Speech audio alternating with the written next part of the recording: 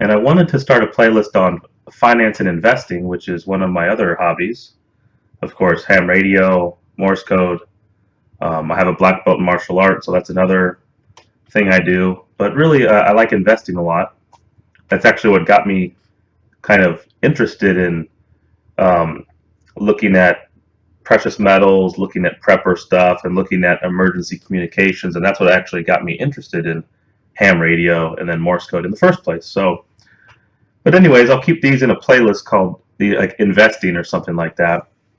And I wanted to start out with ways of valuing stocks, and there are lots of different ways. And the disclaimer is that I'm not an investment professional. Um, I'm just an amateur investor. Take everything you hear. I believe what I present to be accurate, but take it with a grain of salt. Ask your financial advisor, etc., before taking any action. So what I'm doing is I'm looking. I got the idea to do this off an article where they looked at a stock. The ticker symbol is WTR. It's a water company, water utility company, and the current price of that stock is $26.62. First of all, everything in yellow here is stuff that can be input, and the red and the green are stuff that's output to me. So what am I showing here? Each one of these, there's 1, 2, 3, 4, 5, 6 different methods of valuing a stock. When I say valuing a stock, the market gives you this price up here, the $26.62. And then you have to ask yourself, is that too expensive for the stock, or is that too cheap? If it's too cheap, you might want to buy it. If it's too expensive, you might want to not buy it or sell it or whatever. But that's the kind of the idea. Well, what's the real value of this stock? So I'll show 6 different ways. I'm actually showing 3, 4, 5, 6, 7, 8, 9 different ways, because you can say use this method, but do this method using 5-year estimates or 10-year estimates. Of course, the method's still the same, so I'm really showing 6 different ways. So the first one is the Graham number. This comes from Benjamin Graham, or modified from his work, I'm not too sure. But it looks at book value per share, earnings per share, and you can kind of set bounds. Say, I'm not interested in stocks with price to book ratio, larger than 3, for example. Actually, I'm going to put 1.5 there as a typical one. Price to earnings, I'm not interested if price to earnings is, over 15. And so the Graham number, the Graham number, is this formula up here. And then what I do is I compare the current price to the Graham number. And so Graham number is valuing it at 16.61. The market's saying 26.62. So therefore, by the Graham number method of valuation, this stock is overvalued. The market is overvaluing the stock. Another one is average PE. You can get these estimates off of from different analyst sites, from like Yahoo Finance, probably Google Finance. 21.6. The 10-year average is 26.05, and an analyst earnings estimate is 1.27. So all you have to do, so using the 5-year estimate, you just take the earnings times the average price per earnings to get the price of 27.43 for valuation. Now that the market price is 26.62, so the market is undervaluing this stock by the average price to earnings ratio. 10-year estimate, it's under, it estimates at $33. Average yield, again, you can get these estimates. Average yield is about 2.65 for 5 years. The current annual payout per share this is the dividends per year. And all you do is you take one, you take the yield, excuse me, you take the payout per share divided by the yield, and you get the price to come out to be 24.91. So the 5-year estimate actually says, hey, it's, the market price is overvaluing, pardon me. But from 10-year, you go out 10 years, and it says now the market's undervaluing me just by a little bit. So you kind of get contradictory there. I don't know if contradictory is the right word. You just get a different estimate. Price per sale is similar price to earnings. You have average price over sales, 5 and 10 years. You have that estimate of revenue, and then all you do is just multiply the two. This one says the market's overvaluing.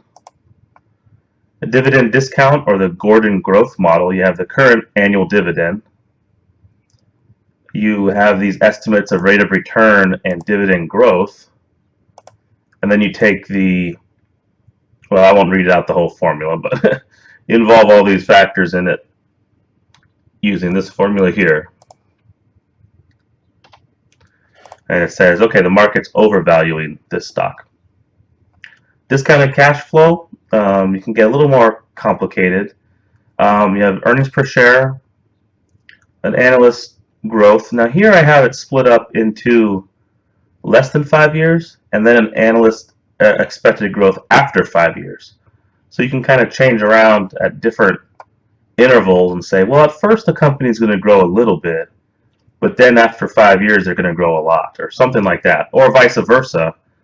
Or you can do it in 3 different stages, however long you want to do it. Then you have an expected rate of return. And again, I won't do the whole method. This one's probably the most involved. It's not none of these are complex, they're just arithmetic. But this one is saying the market's also overvaluing. But what you do is you come out, so I'm going to show for this method, the discounted cash flow. Every year, you first have an earnings per share of 1.31. And then you have some growth factor that you apply to it, like so. And we do that for 5 years. And then at the 6th year, notice earnings growth after 5 years is now this factor. So at the 6th year, you apply that growth factor. And then what you do in each case is at each year, and say you go out 50 years. You can go out 30 years or 20 years or 100 years, however far you want to go out. What you do is you take some earnings per at the 10th year, you take some earnings per share. That's 2.08. And what you do is you bring that back to the present day by the net present value. Okay, so 80 cents today is $2.08 10 years from now.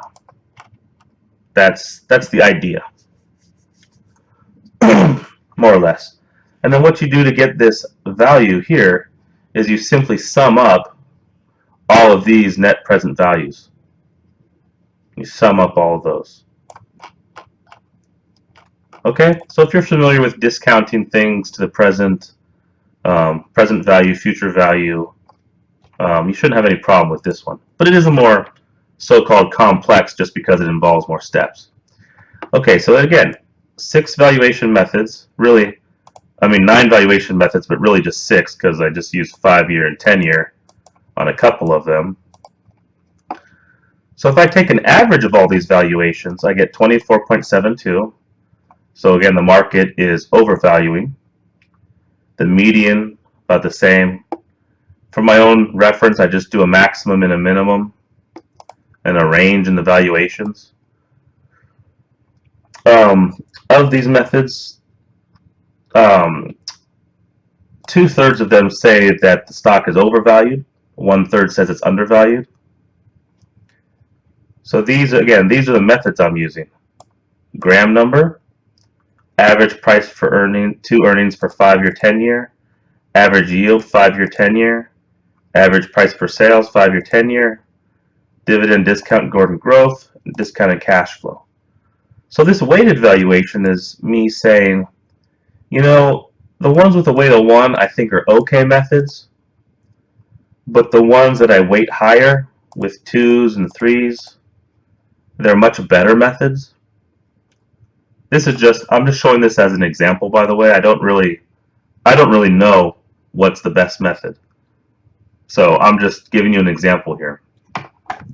So say I think discounted cash flow is a good method, a really, really good method. I might give it a weight of 10.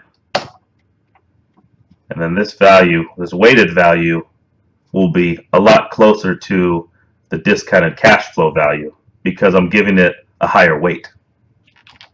So that's the weighted valuation. Okay. So that's it. I just wanted to show that, to share. You can take a look at a stock, its current price. You can use any of these methods. I think probably they range from simple over here to getting, maybe more complicated if you want to think about these ones are a little more involved calculation-wise, but you just set it up in a spreadsheet. So here I have, the sell or don't buy thing is actually based on these percentages over here. So if most of the percentages say overvalued, then I want to sell the stock or at least don't buy anymore. Whereas if they do, let me just change this around, okay? Let me change this to 70%. See, now it says buy or don't sell at least the stock, because 70% of the methods say the stock is undervalued. But again, these are just general guidelines. You want to fully understand more than just the numbers, but the company, the players in the game, so to speak, of the management and all the analysts involved. And, speak to your personal advisor. Again, I'm just an amateur investor, and this is a hobby. So I'm just using this as an example to show you how you could at least come up with some valuation, some justification for buying, selling, or holding on to a stock using real data.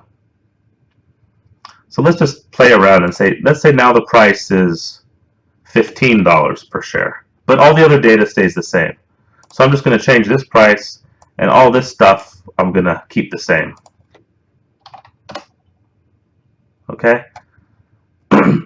So now all of our summaries and stuff are saying, hey, the market's undervaluing the stock. You might want to buy it or at least not sell any of it. Now say it increases to $30 per share. So only one of these, the average price to earnings using 10-year estimate, 10-year average price to earnings is saying it's undervalued.